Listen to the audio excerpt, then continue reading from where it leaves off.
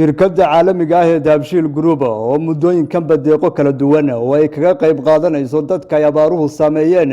ka waday gobolada dalka degmooyinka iyo deegaanada Somaliland ayaa maanta degmada Garadag ee galbeedka gobolka Sanaaga ka daafurtay 70 boyadood oo biyo dhaamis ah kuwaasi oo ay kaga qayb qaadanayso gurmadka iyo taakulaynta dadka ay abaaruhu saameeyeen ee ku dhaqan Garadag iyo deegaanadeeda deeqahan biyaha ah oo maanta si rasmi ah horaantoodii lagu kala diray deegaanba deegaanka uu ka jilicsan yahay si rasmiyana u wada gaadhay ayaa madasha deeqdan biyaha ah lagu daafurayay waxa ugu horeyn ka hadlay gudoomiyaha shirkadda Dahabshiil Group ee degmada Garadag Maxamuud Xirsi Axmed kana warbixiyay deeqdan biyaha ah ee Dahabshiil Group bixisay sidoo kalena hoga tusaaleeyay muddada ay soconayso anigoo ka wakiila Dahabshiil Garadag ahna maamulaha shirkadda Dahabshiil ee Garadag waxaan maanta halkan ku wareejinayaa deeq biyo oo ay soo dirtay shirkadda Dahabshiil Group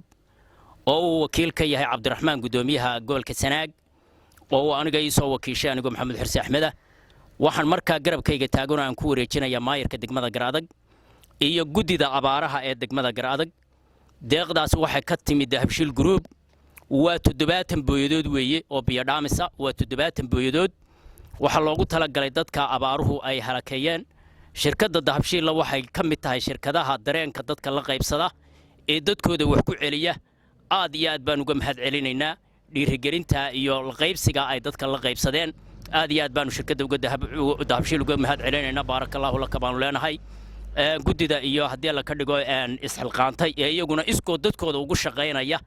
ee xilliga u taagan oo ay 12 duhurnimo tahay oo ay biyo hore soo shubeen oo biyo dambe hadda ay u soo noqdeen gudoomiyaha iyo gudoomiyaha gudida abaaruna ay kormeer ka yimaadeen oo aanu xilliga halka ku qabanayno waxay u shaqeynayaan sidii ay dadka abaaraysan ay biyaha u gaarsiin lahaayeen 70ka boyadood lacagtoodu waxay noqonayaan $11,000 weeye lacagta hadda ergaabo nala ka soo diray ee gudoomiyuhu noo soo diray Dahabshiil uu Garadag u soo diray waa $11,000 maayirka degmada Garadag Maxamed Cilmi Maxamuud iyo gudoomiyaha gudida abaaraha ee Garadag Cabdillaahi Suleymaan Boobe oo yana dhankooda madasha goobjoog ahaa ayaa si wada jir ah u bogaadiyay una mahadnaqay shirkadda caalamiga ee Dahabshiil Group deeqahan biyaha ah ee ay ku taakulaynayso dadka deegaanada Garadag ku sugan ee abaaruhu saameeyeen maanta ay tahay khamiis waxaanu ka qabanay shirkadda Dahabshiil deeqdii ay ugu tala gashay abaaraha oo ay Garada ka heshay $11,000 qiimaha markii la rogayna lagu dhaaminayo 70 boyadood boyadahaasi laba isugu jiraan oo biyihii macaanana qaalib ay noqdeen biyaha u yeerka xoolaha la siinayaana intaa way kala difan yihiin marka la isku qaybiyay waxa lagu dhaamin doonaa gudidu ku dhaamin doontaa 70 boyadood oo ay macaanku ku yar yihiin laakiin biyaha xooluhu ay badan yihiin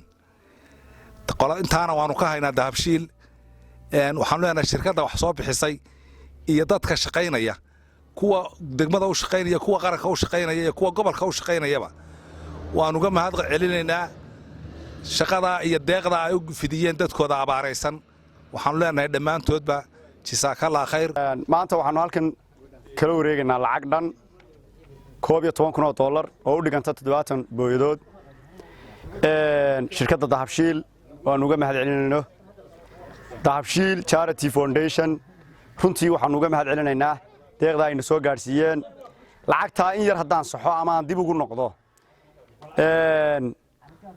waa lacagtaas waa 117 cadaana waxa loo dhiibay barasaabka wayna soo gaadhay percentage intii aanu ka helay oo ahaa 2%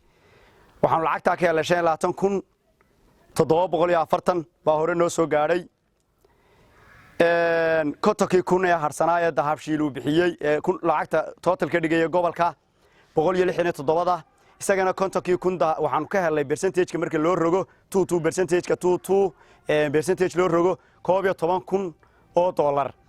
totalka lacagta aanu anagu lahayn ee gudida abaaraha aanu ka doonaynay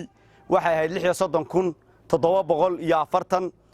haddeer way noo dhameystiran tahay maadaama aan 11,000 ee Dahabshiilna soo gaadhay oo waxaanu halka ku haysanaa anagu aan waxba naga maqnayn degmada Garadag kulliday gobolka iyo degmada iyo waxba hadee la isla dhaxmaraya waxba maqan oo waxba maqan annagu waxaanu degma ahaan cadaynaynaa oo aanu qof walba u cadaynaynaa lacagtii ay soo dhiibtay ee ay annagan aan percentage-kii aanu ka helanay degmo garadag ahaan inaan cid kale lagu xagxagan laakiin lacagtaas ay dhammaanteedna soo gaadhay maxamed gumburi telefishinka caalamiga ee bulsha TV garadag